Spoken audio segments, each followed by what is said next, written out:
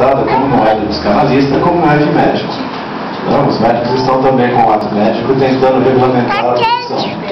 E nós estamos nesse caminho indo muito rápido, de uma forma muito consistente, e já muitas prefeituras do Brasil todo têm terapeutas em seus quadros, já ajudando, já desenvolvendo um trabalho de assistência terapêutica com terapias naturais para a população. E mesmo o SUS, embora ainda não tenha regulamentado isso, a partir do ano passado, passou a ter já as terapias naturais como uma das possibilidades de atendimento para a população brasileira em geral.